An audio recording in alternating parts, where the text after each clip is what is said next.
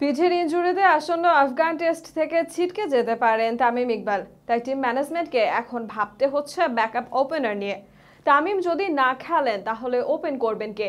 সেখানে আছে একাধিক অপশন। জাকির, জয়, শান্তর সাথে আছে অধিনায়ক লিটনের নামও। কিন্তু শেষ পর্যন্ত কোন দুইজন এগিয়ে, বিস্তারিত থাকছে প্রতিবেদনে। আগামী 14 তারিখ শুরু হবে বাংলাদেশ ও আফগানিস্তানের মধ্যকার সিরিজের একমাত্র টেস্ট। সেখানে ওপেন করবেন কে? টাইগার স্কোয়াডে আছেন একাধিক ওপেনার।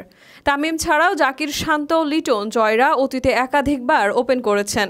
তাই তামিমের অনুপস্থিতিতে তারাই হতে পারেন কোচ হাথুরু সিংয়ের ভরসা। সেক্ষেত্রে জাকির হাসান ওপেন করবেন সেটা প্রায় নিশ্চিত, কারণ জাকির এখনও পর্যন্ত 2 টেস্টেই অসাধারণ খেলেছেন। ভারতের বিপক্ষে নিজের অভিষেক টেস্টে আছে একটি সেঞ্চুরি, কিন্তু এরপর আইরিশদের বিপক্ষে ইনজুরির কারণে দলে না থাকলেও আফগান সিরিজে ফিরেছেন স্কোয়াডে।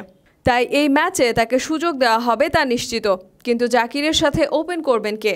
অধিনায়ক লিটন দাসকেও দেখা যেতে পারে এই ভূমিকায়, কারণ আয়ারল্যান্ডের বিপক্ষে সবশেষ ম্যাচে শেষ ইনিংসে লিটনই তামিমের সাথে ওপেন করেছিলেন। তাই দলের প্রয়োজনে অধিনায়ককে দেখা গেলে অবাক হওয়ার কিছু নেই ওপেনিংয়ে। যদিও লিটন এখন খেলেন মিডল অর্ডারে, তাই লিটন না করলে থাকতে পারেন নাজমুল হোসেন শান্ত। তিনি বর্তমানে খেলেন 3 নম্বর পজিশনে, কিন্তু দলের প্রয়োজনে একাধিকবার তাকে দেখা গিয়েছে ওপেনিংয়ে। এমনকি ক্যারিয়ারের শুরুতে তিনি ছিলেন ওপেনারই, কিন্তু রাসেল ডোমিঙ্গো তাকে খেলিয়েছিলেন 3 নম্বরে। তারপর থেকে টাইগার দলের 3 ফরম্যাটে 1 ডাউনে খেলেছেন শান্ত। তাই জাকির, শান্তকেও দেখা যেতে পারে ওপেনিং পজিশনে। তাছাড়া তামিমের অনুপস্থিতিতে ভারতের বিপক্ষে এই দুজনই করেছিলেন ওপেনিং, যেখানে মোটামুটি ভালো করেছিলেন দুজন। তবে প্রশ্ন হলো, সেক্ষেত্রে কোচ হাথুরু সিংহে যদি ডানহাতি ও বামহাতি ব্যাটারের চিন্তায় কম্বিনেশন খোঁজে, সেক্ষেত্রে কেমন হবে? তাহলে তামিমের জায়গায় দলে ঢুকবেন মাহমুদুল হাসান জয়। আর এটাই সবচেয়ে বড় সম্ভাবনা, কারণ তামিমের পরিবর্তে দল চাইবে একজন ওপেনার নিতে।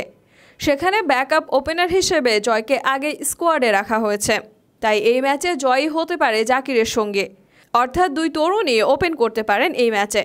তাছাড়া ওয়েস্ট ইন্ডিজ দলের বিপক্ষে সবশেষ টেস্ট ম্যাচে সিলেটে অসাধারণ এক সেঞ্চুরি করেছেন তিনি।